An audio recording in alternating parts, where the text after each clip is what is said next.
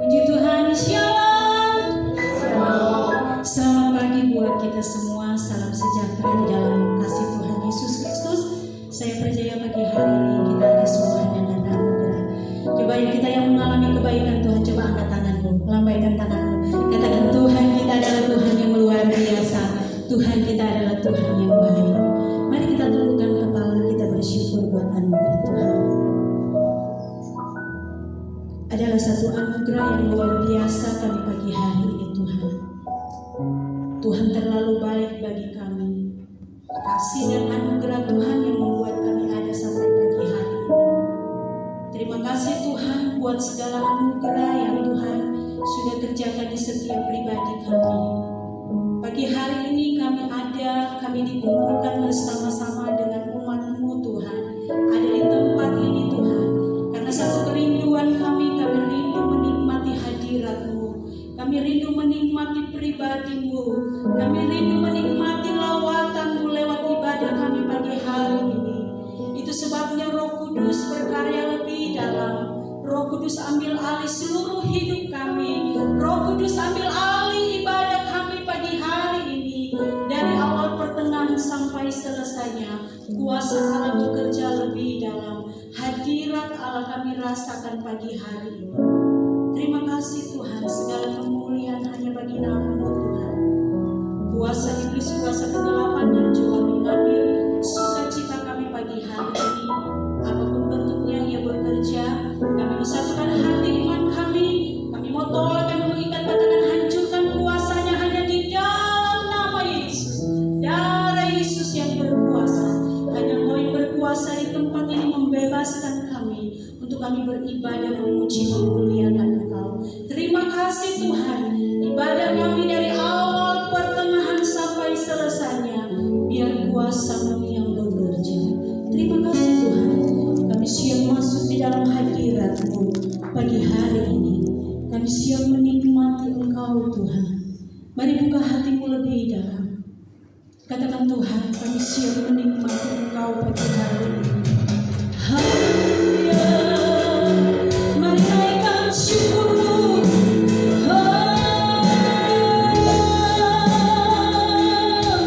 Terima kasih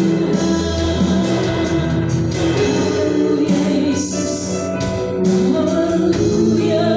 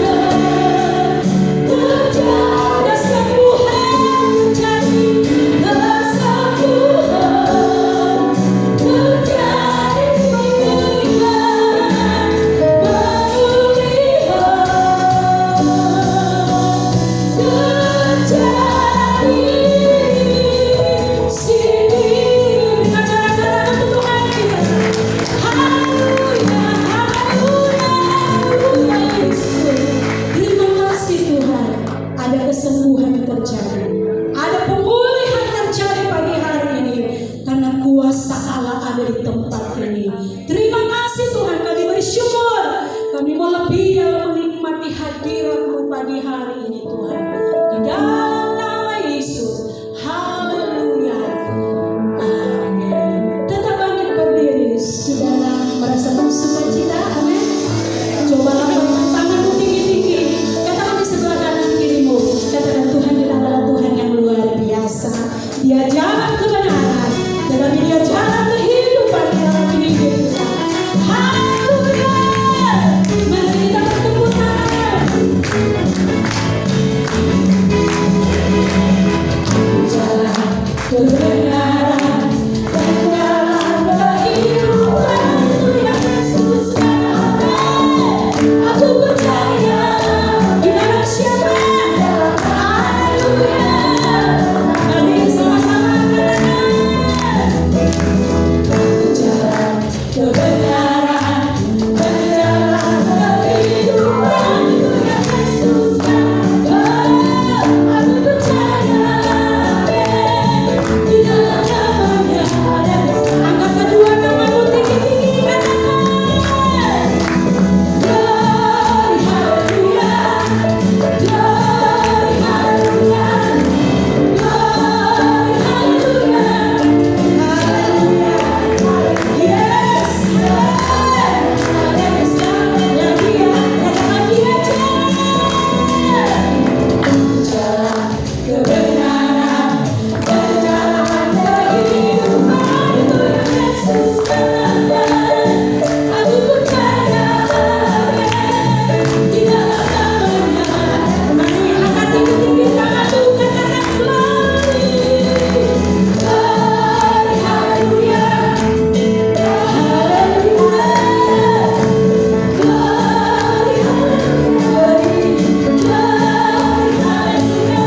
Di dalam namanya lagi katakan glory, haleluya. Glory, haleluya. Glory, haleluya.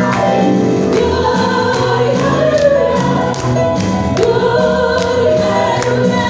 Di dalam namanya ada kesan, di dalam nama Yesus, di dalam namanya ada kesan. Lagi katakan di dalam namanya ada kesan. Haleluya. Haleluya. Di dalam nama Yesus ada keselamatan kita, amin. Saudara mengalami keselamatan daripada Tuhan. Kuasa maut dikalahkan, tetapi Dia bangkit, Dia hidup, memberikan kemenangan bagi kita, amin. Yesus hidup, Dia bangkit. Haleluya. Mari sama-sama kita bertepuk tangan. Tepuk tangan di atas kepala. Katakan Tuhan kita, Tuhan luar biasa. Haleluya. Mari sama-sama kita. Haleluya. Bersembahlah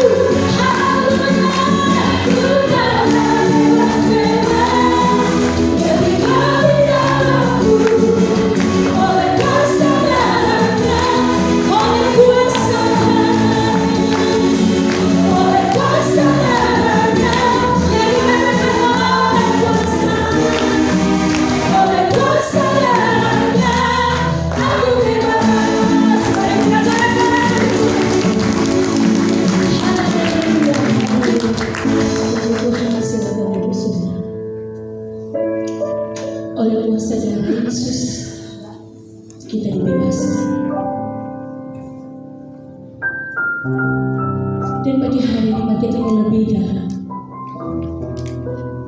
Katakan, Tuhan, Engkau luar biasa dalam hidup. Ada satu pujian, saudara.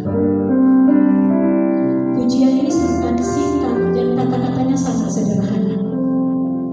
Tetapi kalau kita nyanyikan dengan kesungguhan hati kita akan mengalami mujizat yang luar biasa di dalam hidup. Katakan, Tuhan, kami hidup hanya oleh karena percaya, bukan karena melihat, tetapi kami beriman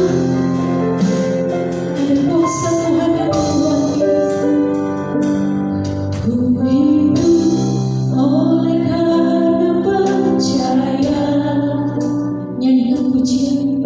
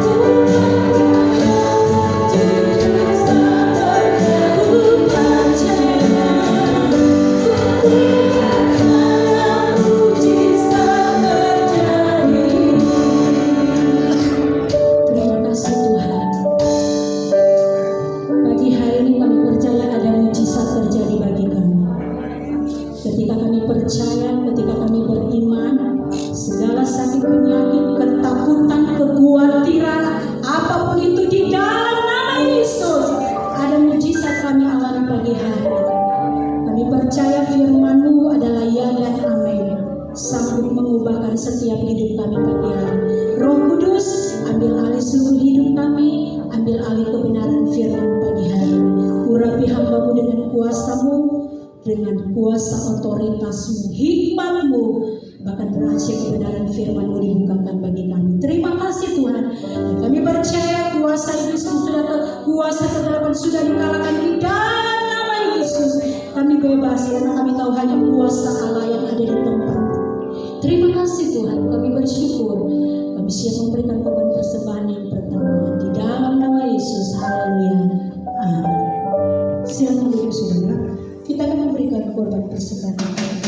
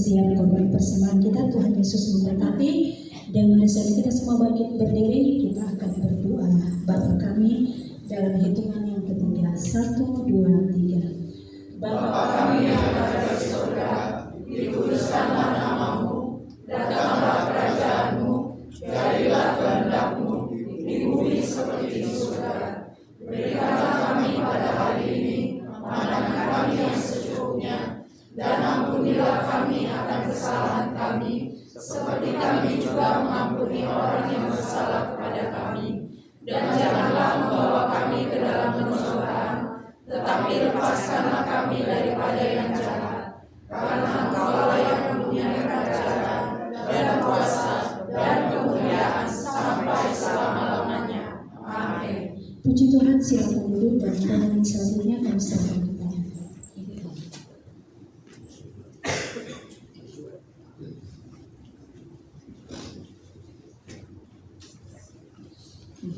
Selamat pagi Bapak Ibu yang terkasih.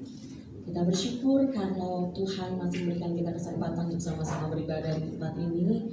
Saya percaya bukan karena kuat gagah hebat kita, tetapi semuanya karena kebaikan Tuhan. Bersyukur kalau Bapak Gembala sudah boleh kembali bersama-sama kita di tempat ini, semuanya karena dukungan doa dari saudara sekalian. Terima kasih pada Bapak Gembala juga yang mempercayakan saya untuk boleh membagikan kebenaran firman Tuhan pada hari ini. Saudara yang dikasih Tuhan, minggu lalu kita belajar tentang bagaimana Allah memanggil Lewi. Dan salah satu kondisi atau salah satu fakta yang kita lihat di dalam panggilan Allah kepada Lewi adalah Allah atau Yesus datang untuk orang yang berdosa. Yesus datang, hanya orang sakit yang membutuhkan tabib dan hanya orang berdosa yang membutuhkan juru selamat. Nah, saudara, kita akan belajar sedikit lebih dalam lagi mengenai tujuan dan visi dari kedatangan Yesus ke dunia ini. Nah, kita akan sama-sama buka di dalam Yohanes 3 ayat yang ke-16 dan yang ke-17. Yohanes 3 ayat yang ke-16 dan ke-17. Kalau sudah ketemu, sama-sama kita akan bangkit berdiri.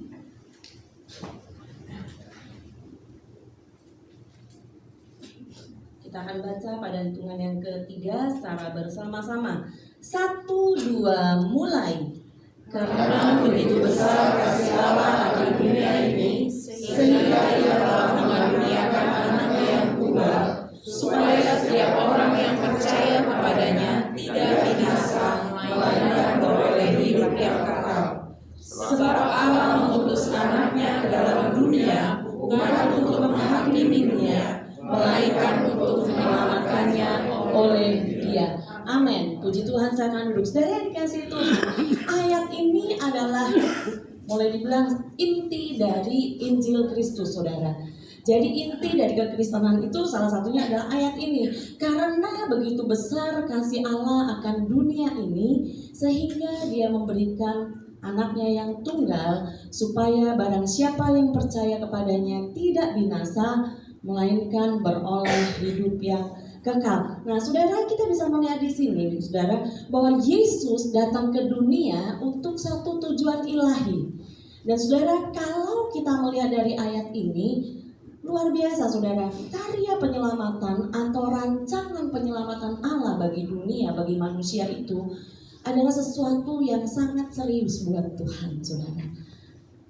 Sesuatu yang serius itu bukan satu main-main, bukan satu kebetulan, bukan karena kondisinya begini ya, oke kita siapkan ini, kita utus Yesus saja untuk menjadi manusia dan menebus dosa. Enggak, saudara. Dari semula Allah sudah tahu, saudara. Jadi apa yang ada di depan Allah sudah tahu. Dan dari semula Allah sudah menyiapkan rancangan penyelamatan ini. Dari semula Allah sudah menetapkan Yesus untuk datang ke dunia untuk menyelamatkan kita. Nah, saudara, kita akan melihat dari ayat yang kita sudah baca ini, yang pertama adalah apa sih tujuan Yesus datang ke dunia? Sudah jelas. Coba kembali ke ayat yang ke-16, minta tolong multimedia. Dikatakan di dalam Kolose yang pertama, karena begitu besar kasih Allah akan dunia ini. Selanjutnya, sehingga Ia telah mengaruniakan anaknya yang tunggal, supaya setiap orang yang percaya kepadanya tidak binasa, melainkan beroleh hidup yang kekal. Saudara, hal pertama, saudara, yang menjadi tujuan Allah, tujuan Yesus datang ke dunia ini adalah karena kasih-Nya yang besar kepada kita. Saudara, kasih Allah itu sempurna. Kasih Allah itu tidak terbatas. Kasih Allah itu kekal. Dari kekal sampai kekal, saudara. Dan kasih Allah ini Tuhan nyatakan untuk kita umat manusia. Dan saudara, kalau kita melihat di dalam ayat ini, kasih Allah yang besar dikatakan bukan karena begitu besar kasih Allah, dikatakan akan dunia ini, saudara. Jadi kasih Allah yang besar ditujukan kepada seluruh manusia ciptaan Tuhan, saudara. Jadi kasih yang Tuhan berikan itu enggak hanya kepada kita, saudara. Kasih Tuhan kepada seluruh manusia, Tuhan. Soalnya karena kita tahu bahwa sebetulnya yang Tuhan mau adalah seluruh manusia itu selamat. Tetapi saudara, kembali bahwa orang-orang yang menerima keselamatan ini hanya mereka yang mau percaya bahwa Yesus Kristus adalah Tuhan. Tapi jangan salah, kasih Allah itu enggak dibatas, enggak diblok, cuman untuk orang Kristen saja. Enggak, saudara. Dulu awalnya belum ada orang Kristen. Setelah Yesus mati, baru ada orang Kristen, saudara. Karena orang Kristen ini adalah pengikut Kristus. Sebelum ada Yesus, nggak ada orang Kristen, saudara. Nah, Oleh karenanya saudara, kita melihat bahwa kasih Allah itu begitu besar bagi kita semua. Rancangan keselamatan Allah sudah tetapkan sedari awal. Coba kita buka di dalam Yesaya 52. Yesaya 52 ayat yang ke-13 sampai dengan Yesaya 53 ayat yang pertama sampai dengan yang ke-5. Saya akan bacakan. Sesungguhnya hambaku akan berhasil, ia akan ditinggikan, disanjung dan dimuliakan. 14. Seperti banyak orang akan tertegun melihat dia, begitu buruk rupanya, bukan seperti manusia lagi, dan tampaknya bukan seperti anak manusia lagi. Berikutnya, demikianlah ia akan membuat tercengang banyak bangsa.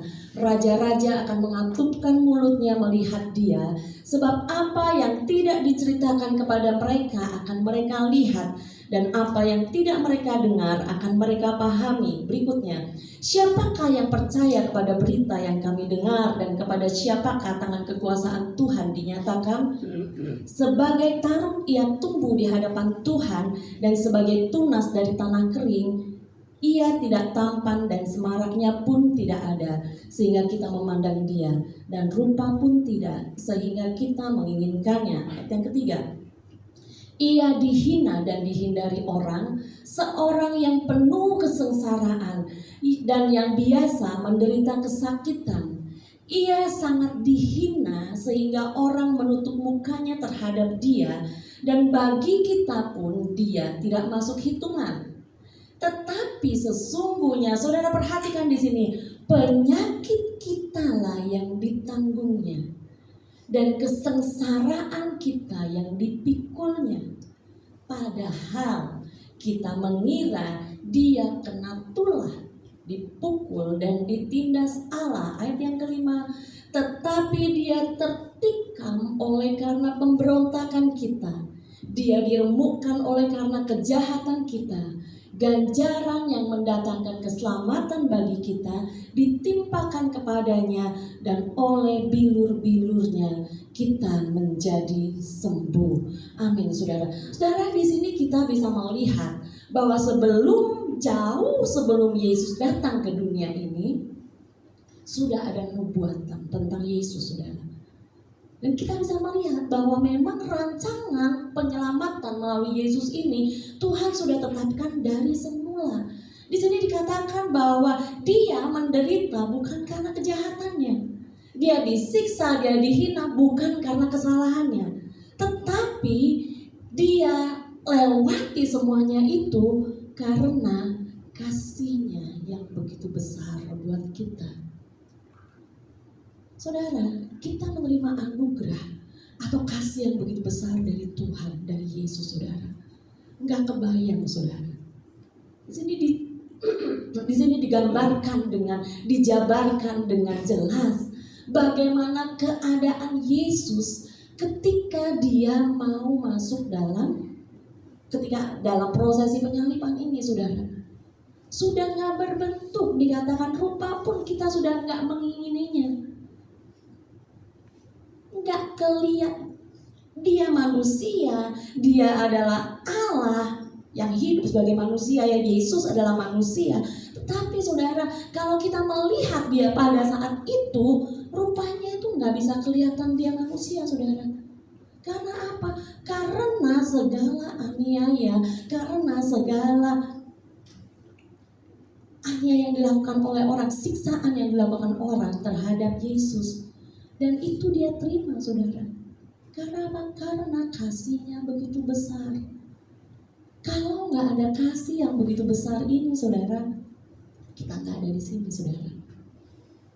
Kalau nggak ada kasih Allah yang begitu besar, saudara, kita di sini sia-sia, saudara. Nggak ada gunanya.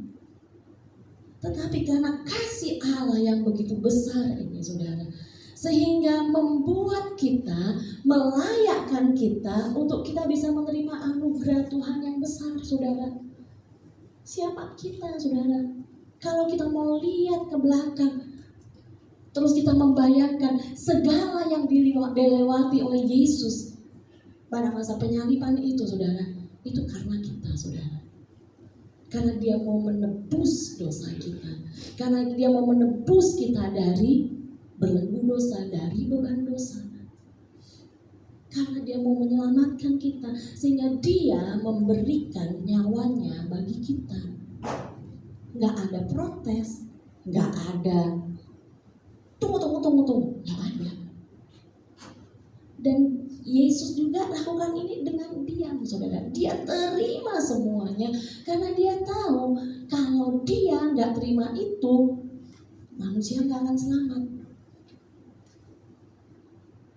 Tujuan utama Yesus datang ke dunia ini karena dia mengasihi kita. Wujud dari kasih Allah yang begitu besar dalam kehidupan kita. Oleh karenanya saudara, tidak ada satu alasan pun yang bisa kita pakai untuk kita bilang saya kecewa sama Tuhan.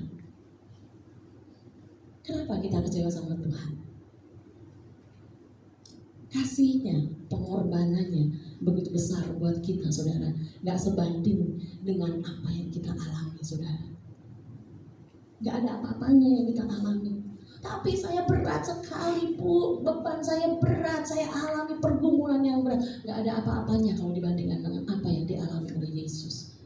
Tapi dia mau lakukan itu karena kasihnya kepada kita. Kemudian saudara, yang berikutnya saudara, Yesus datang dikatakan di dalam ayatnya yang ke-17, Yohanes 3 ayatnya yang ke-17. Yohanes 3 ayatnya yang ke-17. Sebab Allah mengutus anaknya ke dalam dunia bukan untuk menghakimi dunia, melainkan untuk menyelamatkannya oleh Dia. Saudara, kita mesti tahu bahwa ini berbicara tentang kedatangan Yesus yang pertama. Ya. Dia datang sebagai juru selamat. Dia datang bukan untuk menghakimi kita, tetapi dia datang untuk menyelamatkan kita. Gimana caranya menyelamatkan kita?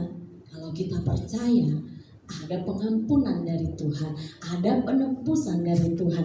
Saudara, kita coba buka di dalam Yohanes 8. Yohanes 8 ayat yang ke-4 sampai yang ke-7 dan ayatnya yang ke-11. Yohanes 8 ayat 4 sampai 7 dan ayat yang ke-11. Mereka menempatkan perempuan itu di tengah-tengah lalu berkata kepada Yesus, "Rabi, perempuan ini tertangkap basah ketika ia sedang berbuat zina. Musa dalam hukum Taurat memerintahkan kita untuk melempari perempuan-perempuan yang demikian. Apakah pendapatmu tentang hal ini?" Mereka mengatakan hal itu untuk mencobai dia supaya mereka memperoleh sesuatu untuk menyalahkannya. Tetapi Yesus membungkuk lalu menulis dengan jarinya di tanah. Ayat yang ke-7. Dan ketika mereka terus-menerus bertanya kepadanya, ia pun bangkit berdiri lalu berkata kepada mereka, "Barang siapa di antara kamu tidak berdosa, hendaklah ia yang pertama melemparkan batu kepada perempuan itu." Ayat yang ke-11. Jawabnya, "Tidak ada Tuhan." Lalu kata Yesus, "Aku pun tidak menghukum engkau. Pergilah dan jangan berbuat dosa lagi mulai dari sekarang." Amin. Saudara, kita lihat. Jelas wanita ini salah. Jelas wanita ini berdosa. Jelas kalau sesuai hukum Taurat, wanita ini layak untuk dirajam, saudara. Perhatikan, sesuai dengan hukum Taurat. Tetapi, saudara, balik ke yang pertama tadi. Karena kasih Allah begitu besar bagi manusia, dia mau kita selamat, saudara. Dan poin yang kedua adalah Yesus datang bukan untuk menghakimi, tetapi dia datang untuk menyelamatkan. Kita lihat bukti ini, saudara. Wanita ini, Yesus tahu persis kehidupannya. Yesus tahu persis apa yang dia kerjakan. Tetapi ketika fakta itu, ketika dosa atau pelanggaran atau kesalahan wanita ini dimunculkan oleh orang-orang ini, dengan tujuan supaya ayo hukum dong. Yesus tidak menghakimi dia, tapi Tuhan, Yesus punya misi keselamatan bagi wanita ini, saudara. Hal ini terjadi juga sama kita, saudara. Mungkin kita nggak alami yang orang datang sama Tuhan terus bilang, Tuhan tubuh gembala salah ini. Mungkin enggak sampai begitu, saudara. Enggak sampai kita berhadapan dengan orang yang memperhadapkan kita di hadapan Tuhan terus bilang ini dihukum aja. Ini mungkin enggak, saudara. Tapi kalau kita mau coba melihat kehidupan kita, melihat balik ke belakang sampai dengan hari ini, ada berapa banyak kesalahan yang kita sudah buat, saudara. Ada berapa banyak dosa yang kita sudah lakukan dalam kehidupan kita yang seharusnya kita layak menerima penghakiman dan hukuman. Tetapi saudara, Yesaya 1 ayat yang ke-18, Yesaya 1 ayat yang ke-18, marilah baiklah kita berperkara firman Tuhan. Sekalipun dosamu merah seperti kirmisi, akan menjadi putih seperti salju. Sekalipun berwarna merah seperti kain kesumba, akan menjadi putih seperti bulu domba. Saudara, ayat ini sudah ada sebelum Yesus disalib, sebelum Yesus ada. Dari awal Allah sudah menetapkan ada pengampunan bagi orang yang percaya. Ketika kita datang pada Tuhan, ketika kita mengaku dosa kita, ketika kita berbalik dari dosa menuju pada kehidupan yang benar di hadapan Tuhan, ayat ini mengatakan firman Tuhan, sekalipun dosamu merah seperti kirmisi, akan menjadi putih seperti salju. Bukan salju yang ada titik-titik merahnya, saudara.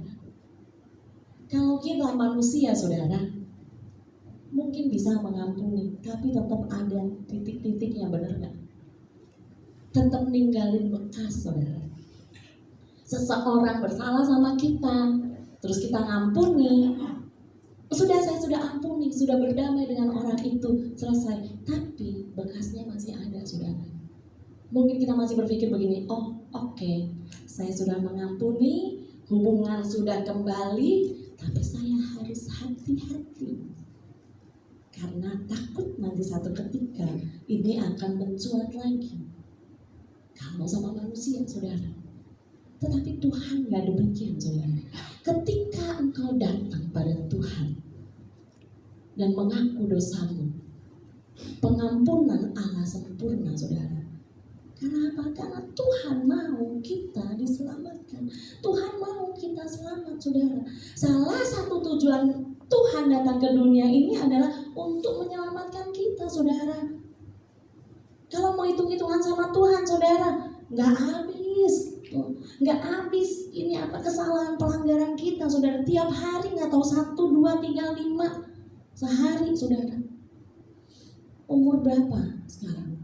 Saya umurnya sudah 55 tahun. Kali 365 hari. Sehari salah berapa kali? Sedangkan sehari sekali aja 365 kali 55. Saya butuh kalkulator untuk hitung, saudara. Segitu banyak pelanggaran yang kita lakukan, segitu banyak kesalahan yang kita lakukan. Tetapi ketika kita datang pada Yesus, kita mohon ampun, ada keselamatan, ada pengampunan, ada penebusan. Sehingga kita bisa melihat Yesus datang ke dunia ini memang untuk misinya, tujuannya adalah untuk menyelamatkan kita, saudara. Satu ayat lagi kita akan baca, saudara. Di dalam Yeremia 31 ayat yang ke-34.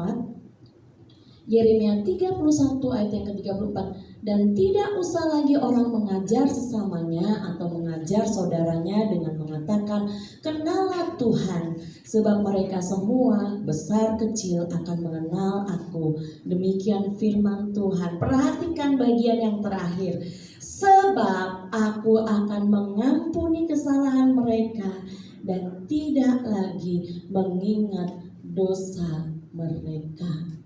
Saudara, Tuhan kita tuh dahsyat, saudara. Yesus datang untuk mengampuni kita, untuk menyelamatkan kita. Nggak cuma itu, saudara. Ketika benar kita datang, benar-benar kita disucikan kembali, seolah-olah seperti tidak pernah ada noda dalam hidup kita. Katakan tidak lagi mengingat dosa mereka. Besar sekali kasih Tuhan, saudara. Luar biasa sekali kasih Allah dan rancangan keselamatan Allah bagi kita. Hal yang begitu besar. Kalau mengingat kayak Rasul Paulus pernah katakan, aku ini yang paling berdosa di antara mereka. Tetapi dia juga alami pengampunan, dia juga diselamatkan oleh Yesus. Kenapa? Karena kasihnya yang besar, saudara. Saudara ada di sini karena kasih Tuhan dan karena saudara meresponi kasih Allah itu, saudara. Hal yang ketiga, saudara.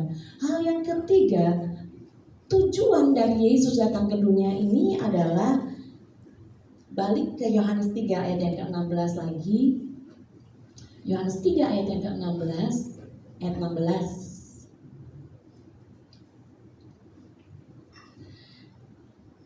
Karena begitu besar kasih Allah akan dunia ini, sehingga ia telah mengaruniakan anaknya yang tunggal, supaya setiap orang yang percaya kepadanya tidak binasa, melainkan beroleh hidup yang kekal. Hal yang ketiga, saudara, yang menjadi tujuan Yesus datang ke dunia adalah Yesus datang menawarkan kehidupan kekal. Saudara, berbicara tentang kehidupan kekal, saudara, jangan saudara berpikir kehidupan kekal itu dimulai pada saat kita sudah meninggal. Enggak, saudara. Ketika kita meresponi kasih Allah, kita percaya kepada Tuhan, kita percaya kepada Yesus, dan kemudian kita terima keselamatan dari Tuhan. Pada saat itulah, saudara, proses atau perjalanan kehidupan kekal kita itu berjalan. Jangan berpikir kehidupan kekal kita itu berjalan pada saat sudah mati kita sudah nggak bisa apa-apa, saudara. Modalnya percaya, betul kita selamat, saudara. Tetapi saudara, ketika kita masih hidup, ketika kita mulai percaya, kita sudah masuk di dalam fase untuk kehidupan kekal kita, saudara. Jadi saudara, hati-hati dengan hidupmu. Selama di bumi ini, kita sudah berjalan di dalam proses kehidupan kekal ini, saudara. Bapak Gembala berkali-kali sampaikan, saudara, bagaimana yang menyelamatkan kita adalah iman kepada Yesus Kristus. Tetapi kehidupan kita kekal di sorga, rumah kita di sorga ditentukan oleh bagaimana kita hidup di dalam dunia ini. Nah, saudara, nanti pada saat kita sudah meninggal, kemudian kita selamat, kita masuk ke sorga, saudara. Di sana ada tempat buat kita, saudara. Nah, tempat yang Tuhan sudah siapkan itu sesuai dengan apa yang kita lakukan selama ini. Jadi kita bekerja untuk kekekalan, supaya pada saat nanti kita masuk ke sorga, jangan kita rumahnya istilahnya ada penyesalan, saudara. Ketika kita punya rumah kecil, atau ketika kita punya rumah yang mungkin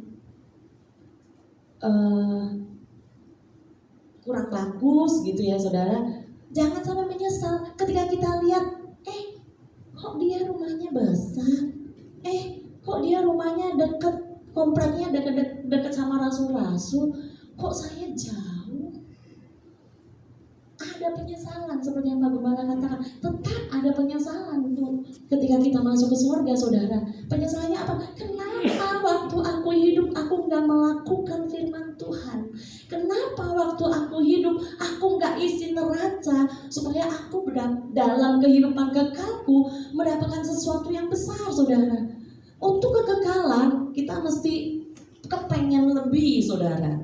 Jangan bilang, oh saya nggak apa-apa deh di surga, di emperan aja nggak apa-apa. Kekal loh, saudara. Kekal loh. Itu untuk kekal, nggak akan berhenti. Kalau sekarang kita di dunia kita masih berpikir, oh nggak apa-apa deh di dunia kondisi saya seperti ini, tapi saya percaya nanti pada saat di surga kondisi saya akan lebih baik. Karena apa? Karena mungkin kita lakukan banyak mengisi neraca, saudara. Tapi ketika sudah di surga, sudah di dalam kekekalan, ya seperti itu, saudara. Nggak akan ada perubahan lagi, saudara. Nggak ada lagi. Oh saya nanti di sana akan memuji Tuhan terus, menyembah Tuhan terus, melayani Tuhan terus, supaya nanti saya bisa jual rumah saya yang kecil terus ganti rumah yang lebih besar. Nggak bisa, saudara. Nggak bisa, saudara.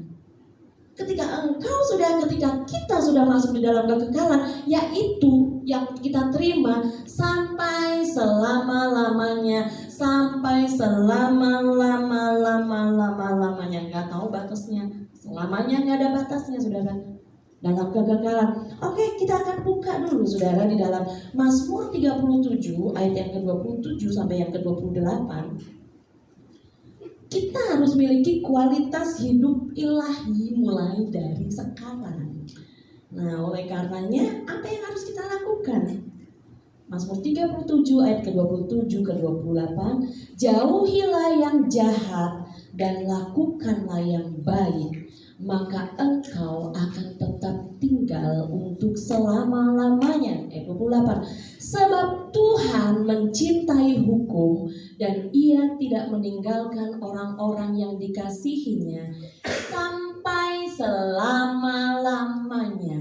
Mereka akan terpelihara, tetapi anak cucu orang fasik akan dilenyapkan. Amin. Saudara, kita bisa melihat, saudara, ketika kita sudah mulai masuk di dalam proses kehidupan kekal ini, saudara, ini yang Tuhan ajarkan, saudara. Jaga hidup kita sesuai dengan perintah Tuhan. Karena apa? Ketika kita menjaga hidup kita sesuai dengan perintah Tuhan, maka sampai selama-lamanya kita akan terpelihara, saudara. Kita bekerja sekarang bukan untuk kehidupan kita di bumi, saudara. Apa yang kita lakukan sekarang, apa yang kita usahakan sekarang, saudara, itu adalah untuk sesuatu yang kekal. Terlalu sempit, saudara, kalau kita hanya berpikir saya bekerja hanya untuk hidup saya di dunia. Saya melakukan ini dan itu hanya untuk kehidupan saya selama di dunia. Terlalu sempit, saudara. Firman Tuhan katakan, carilah dahulu kerajaan Allah dan kebenarannya. Matius 6 ayat yang ke-33. Maka semuanya akan ditambahkan kepadamu.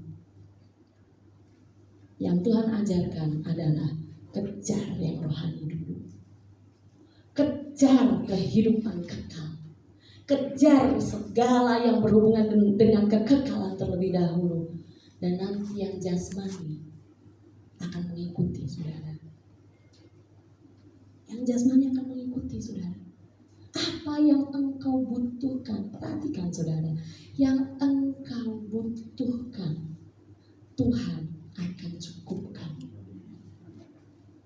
Ada yang bisa dapat sampai berkelimpahan, ada yang cukup, tetapi anak Tuhan pasti dicukupkan.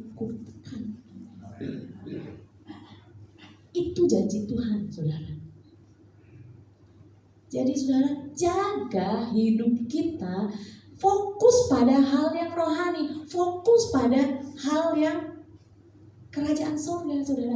Fokus pada hal kekekalan, saudara. Sehingga yang lain-lainnya Tuhan akan tambahkan. Kita coba buka lagi, saudara, di dalam Filipi 1 ayat yang ke-22 sampai dengan ayat yang ke-21 sampai 22. Filipi 1 ayat 21 sampai 22. Karena bagiku hidup adalah Kristus dan mati adalah keuntungan. Tetapi jika aku harus hidup di dunia ini, itu berarti bagiku bekerja memberi buah. Jadi mana yang harus dipilih? Aku tidak tahu. Ini adalah perkataan Rasul Paulus, saudara. Tetapi kalau aku hidupku adalah Kristus. Coba ayat yang ke-21. Karena bagiku hidup adalah Kristus dan mati adalah keuntungan. Saudara, mati adalah keuntungan. Kalau kita lihat, wah sebenarnya mati itu keuntungan, saudara. Tapi kan kita nggak bisa nentuin kapan kita mau mati, saudara. Hidup kita di dalam tangan Tuhan. Kapan kita mati semuanya adalah kedaulatan Tuhan, saudara. Jadi pilihan kita tadi di dalam ayat yang ke-22 dikatakan, tetapi aku harus memilih yang mana, aku tidak tahu. Tapi selama kita masih hidup di dalam dunia ini, satu-satunya pilihan kita adalah hidupku, bagiku hidup adalah Kristus. Dan hidup adalah Kristus artinya ayat yang ke-22, saudara. Jika aku harus hidup di dunia ini, itu berarti bagiku bekerja memberi buah. Nah, saudara, ada banyak anak Tuhan yang dia hidup, tetapi dia berpikir, saya tidak perlu memberi buah. Yang penting saya hidup. Nah, itu seperti pohon ara yang sama Tuhan Yesus disuruh tebang, saudara. Gak ada buahnya, buat apa? Jadi hati-hati dengan hidup kita, saudara. Paulus berkata, berarti bagiku bekerja memberi buah. Ada buah yang harus dihasilkan di dalam perjalanan kita menuju kekekalan ini, saudara. Kita harus berbuah, saudara. Gak bisa gak berbuah, gak bisa jadi anak Tuhan yang stagnan, saudara. Saya di sini aja.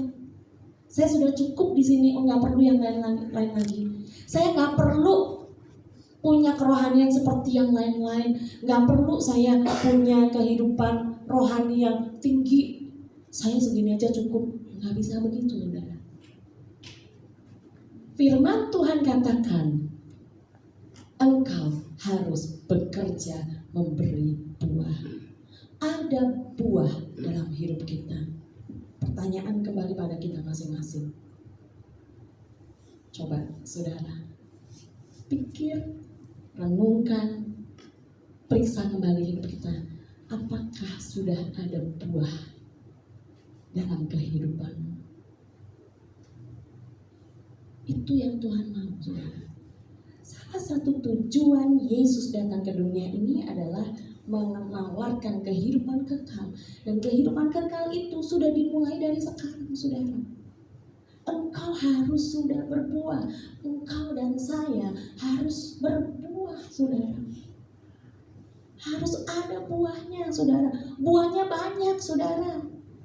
Buah roh itu adalah buah yang harus dihasilkan oleh setiap anak Tuhan.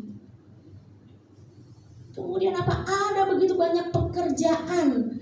Di dalam Alkitab mencatatkan juga, dalam firman Tuhan mencatatkan juga bahwa kita adalah tubuh Kristus. Ada yang jadi tangan, ada yang jadi mata, ada yang jadi telinga, ada yang jadi kaki, ada yang jadi hidung.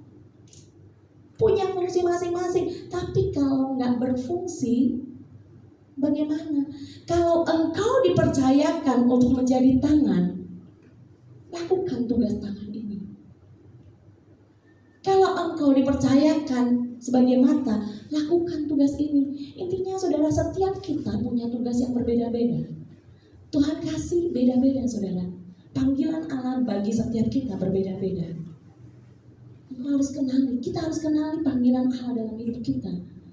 Dan ketika kita sudah kenali panggilan Allah dalam kehidupan kita, jangan berhenti, jangan stagnan, saudara. Tapi lakukan itu, lakukan apa yang Tuhan percayakan. Kerjakan apa yang Tuhan percayakan dalam hidupmu. Karena apa? Karena itu adalah untuk kehidupan kekal kita nanti, saudara. Jadi jangan anggap enteng, saudara. Oh, nggak apa-apa deh, saya sekarang sudah cukup. Saya sudah cukup melayani Tuhan. Dari saya muda, sekarang saya segini, sudah cukup saya melayani Tuhan. Jangan salah saudara. Berhenti loh saudara. Proses dalam kehidupan kekal, nabung untuk kehidupan kekal kita tuh jadi berhenti. Sementara Tuhan mau terus proses di dalam untuk masuk dalam kehidupan kekal ini terus berjalan saudara. Harus ada buah. Jangan cuma lalu saya berbuah. Saya sudah menghasilkan buah yang banyak setahun yang lalu. Sekarang enggak lagi, gantian orang lain. Jangan begitu saudara. Harus terus berbuah, tidak mengenal musim. Musim kering, musim hujan, harus tetap ada buah. Ketika engkau diberkati, ketika engkau dalam kesusahan, harus terus berbuah. Harus tetap lakukan firman Tuhan. Harus tetap miliki iman di dalam Tuhan. Ketika engkau sakit, ketika engkau sehat pun harus tetap berbuah. Ibu, tapi saya kan gak bisa. Saya sakit, saya gak bisa bangun. Engkau bisa berdoa. Ketika kita tidak punya kemampuan untuk melakukan apapun, tetap ada satu kemampuan yang bisa kita lakukan. Berdoa. Jadi gak ada alasan untuk saya berhenti berbuah karena kondisi saya gak memungkinkan. Gak ada alasan itu saudara. Kehidupan kekal yang Tuhan tawarkan buat kita, yang Yesus tawarkan kepada kita, sudah dimulai dari sekarang. Jadi tetap semangat, terus bekerja, hasilkan buah untuk kehidupan kekal kita nanti. Saudara, pagi hari ini firman Tuhan saya tidak akan panjang lebarkan. Tetapi saudara, secara singkat saudara, kalau ada pertanyaan, kalau kita mau berpikir, kalau kita mau renungkan, kenapa Tuhan Yesus datang ke dunia? Jawabannya mudah saudara. Dia datang untuk engkau dan saya. Tidak ada lain saudara. Dia datang untuk engkau dan saya. Apapun keadaan kita, walaupun gak memungkinkan untuk kita melakukan sesuatu, tetap ada satu hal yang kita bisa lakukan.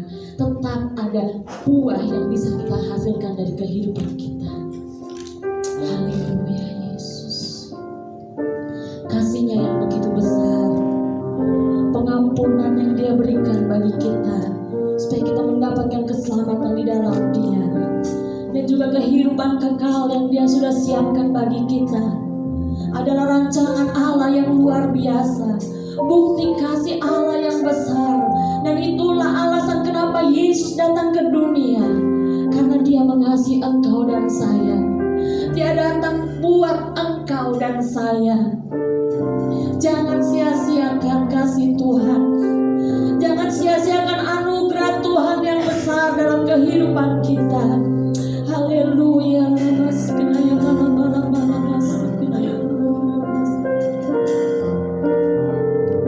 Begitu besar kasih-Mu Bapa, Kau berikan anak-Mu yang tunggal. Di saat Kau percaya,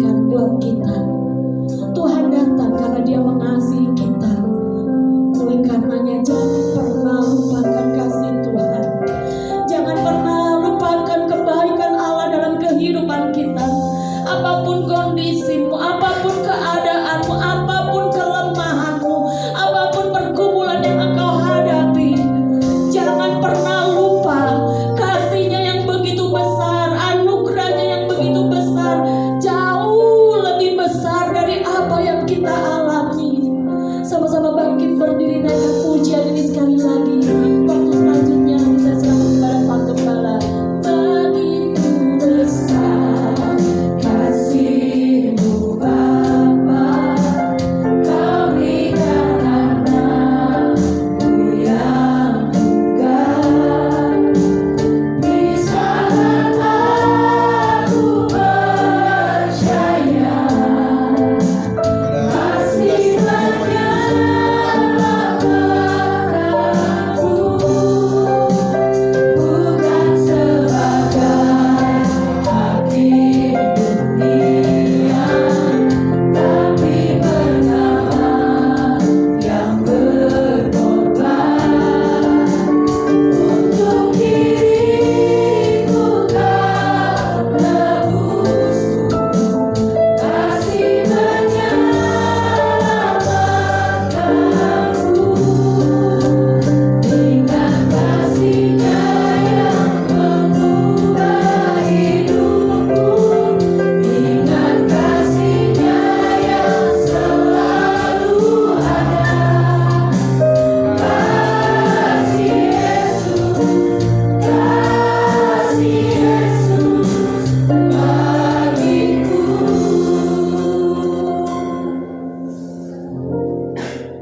Kami bersyukur ya Tuhan buat kasih-Mu yang sangat-sangat besar bagi kami. Kami ada di tempat ini karena kasih-Mu yang begitu nyata bagi kami. Kau telah menyelamatkan kami ya Tuhan. Terima kasih ya Tuhan Yesus. Saat ini kami akan masuk dalam perjamuan kudus. Roti dan anggur yang telah tersedia, tahirkan, kuduskan.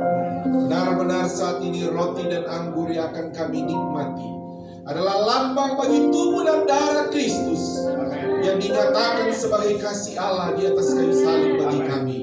Dan setiap kami yang menikmati tubuh dan darah Kristus, tubuh jiwa roh kami disucikan, ditahirkan dalam darah Kristus. Dan kalau ada yang lemah, Tuhan kuatkan. Kalau ada yang sakit, Tuhan sembuhkan. Yang tertutup jalan, Tuhan bukakan jalan. Kekuatan-kekuatan iblis pun dihancurkan oleh tubuh dan darah Kristus. Terima kasih, kami masuk dalam perjamuan yang suci ini. Haleluya. Amin. Silakan duduk.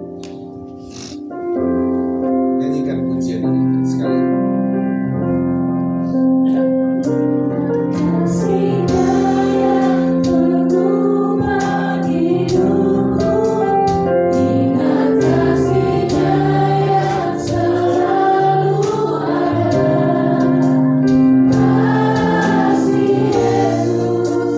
Kasih Yesus bagi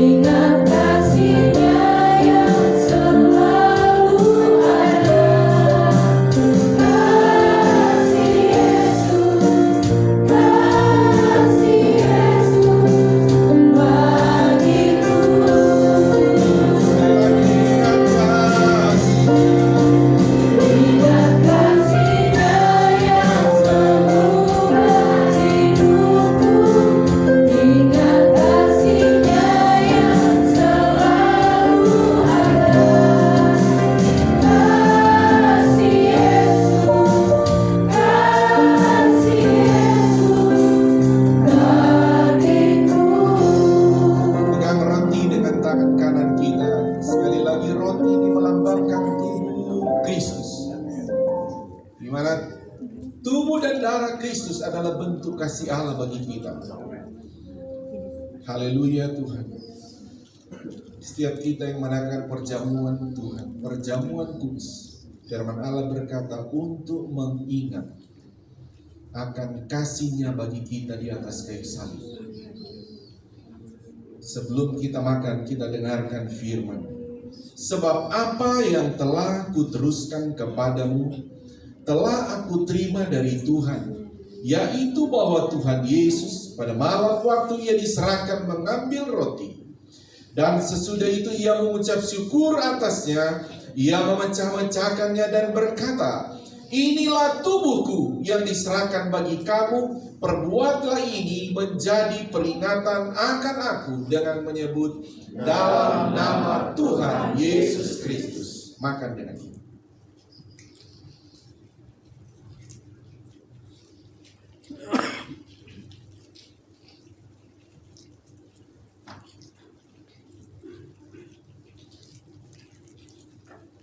Setelah buka cawan, saudara boleh pegang dengan tangan kanan. Dengar firman. Demikian juga Ia mengambil cawan sesudah makan, lalu berkata, cawan ini adalah perjanjian baru yang dimeteraikan oleh darahku. Perbuatlah ini setiap kali kamu meminumnya menjadi peringatan akan aku dengan menyebut dalam nama Tuhan Yesus Kristus. Minum dengan ini.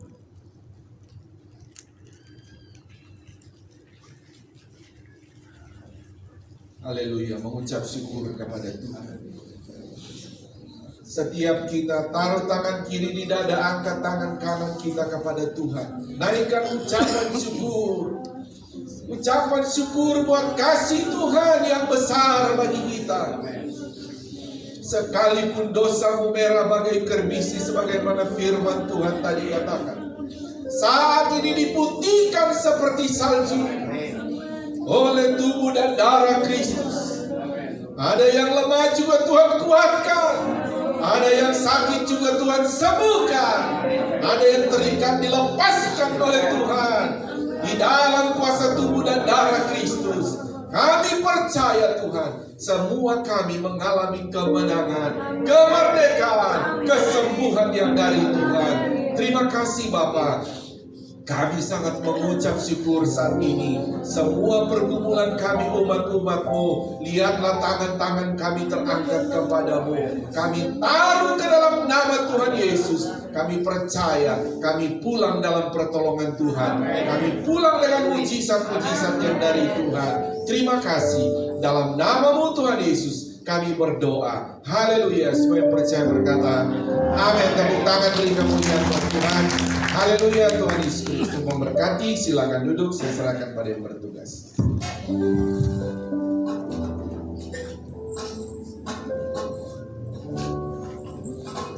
Puji Tuhan, saudara diberkati lewat firman Tuhan, amin. Saya percaya kita semua diberkati dengan kebenaran firman Tuhan, bahkan dengan tubuh dan darah Yesus. Saat ini kita akan memberikan korban persembahan dengan kasih Yesus dan saudara Ivon.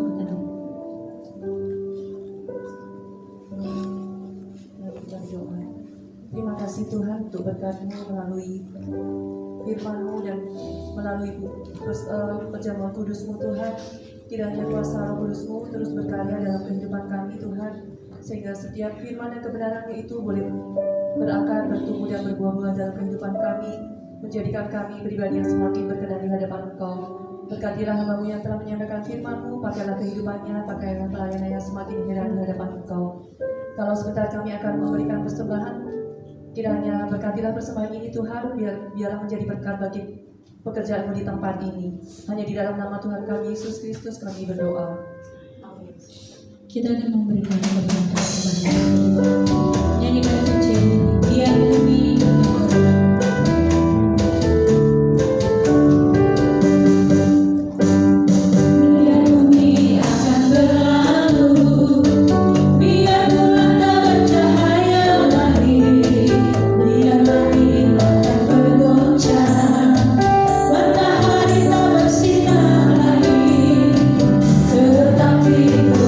Yesus, tak pernah ingkar janji.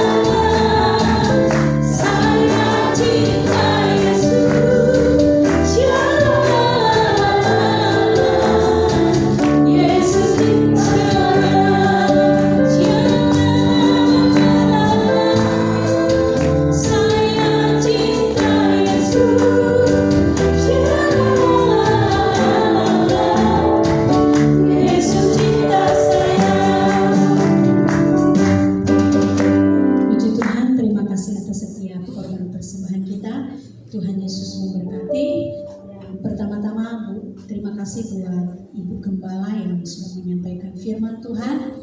Biar terus dipakai Tuhan dengan luar biasa, sehingga terus ada banyak rahasia kebenaran firman Tuhan yang terus dibukakan. Terus diberkati baik di dalam kesehatan, di dalam keluarga, dalam pelayanan, diberkati oleh Tuhan. Terima kasih juga buat seluruh pelayan-pelayan yang sudah bertugas, baik pelayan singers, pemusik multimedia Asyir, bahkan petugas penjamuan kudus. Terima kasih buat pelayanannya. Tuhan Yesus memberkati kita semua. Dan terima kasih buat seluruh jemaat Tuhan yang sudah hadir pada pagi hari ini. Kita sudah sama-sama melayani Tuhan. Amin. Tuhan Yesus memberkati kita semua. Kita datang pada pengumuman kegiatan kita sepanjang minggu yang akan berjalan. Pengumuman kegiatan sepanjang minggu ini, Jemaat GPDI Air Siloam Kota Wisata. Hari Senin, ada doa dan puasa mingguan. Hari Rabu, ada ibadah konsel. Hari Jumat ada ibadah gabungan WSP dan Pelprip di gereja. Hari Sabtu, ada doa pagi di gereja dimulai jam 7 pagi. Untuk kegiatan ibadah YMB di bulan November dan Desember akan menjadi activity bonding session dan diakonia YMB. Untuk informasi selanjutnya akan diinformasikan di grup WhatsApp YMB.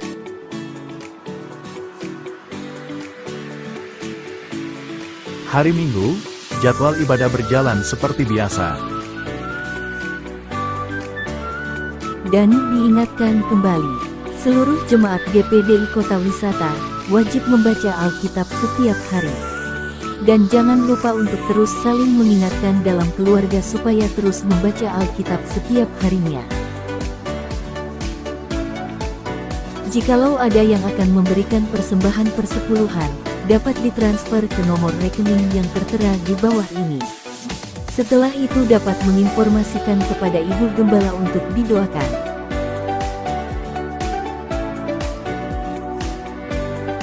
Bagi setiap jemaat yang ingin menjadi jemaat tetap GPDI Kota Wisata, dapat menghubungi Ibu Gembala atau Sekretariat Gereja.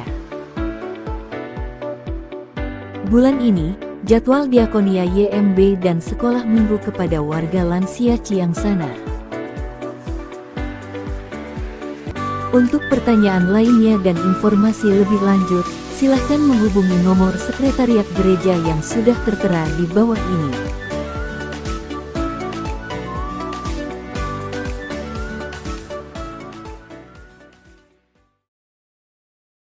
Ibadah dan perayaan Natal GPDI Air Siloam Kota Wisata akan dilaksanakan pada hari Minggu tanggal 14 Desember tahun 2025. Ibadah akan dimulai dari jam 10 pagi sampai selesai. Ibadah dan perayaan Natal akan dilaksanakan di Panti Asuhan Pondok Taruna Cipayung.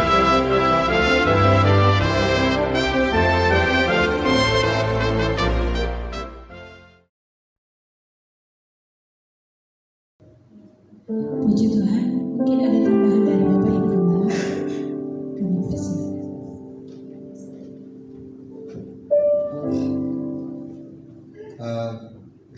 Terima kasih. Saya mau mengucapkan terima kasih buat seluruh jemaat Tuhan di mana telah mendoakan kami dalam perjalanan dan telah membantu kami dalam sehubungan dengan orang tua kami dipanggil pulang ke rumah Bapa di sorga, dan semua telah berjalan dengan baik. Ya, terima kasih sekali lagi. Tuhan Yesus memberkati seluruh jemaat Tuhan yang ada. Nah, mungkin itu saja saudara, dan